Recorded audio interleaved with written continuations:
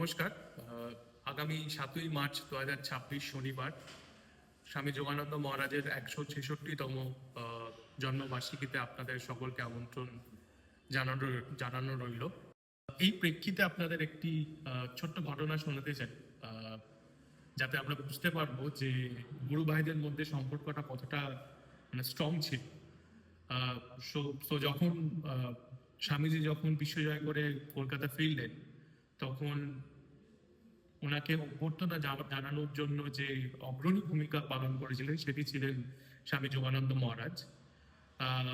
উনি ফেরার পর এটা বোঝা যায় যে মানে ওনাদের যে গুরু ভাইদের মধ্যে যে ইউনিটিটা ছিল ওটা কতটা স্ট্রং ছিল। আরেকটি ছোট্ট ঘটনা আপনাদের শোনাতে চাই। যখন মঠের জমি দেখা হচ্ছে, তখন যোগানন্দ মহারাজকে জমি দেখতে পাঠানো হয়।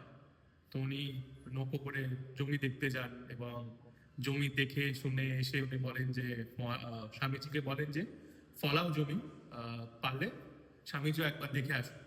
তো সেই প্রেক্ষিতে স্বামীজি উত্তর দিয়েছিলেন যে যেহেতু স্বামী যোগানন্দ দেখে এসছেন, তো তুমি যখন দেখে এসছো আমার আবার ওটাকে দেখতে যাওয়ার কোনো দরকার নেই। এতটাই ওনার উপর ভরসা ছিল। এতেই বোঝা যায় যে গুরু ভাইদের মধ্যে কতটা স্ট্রং বন্ডিং।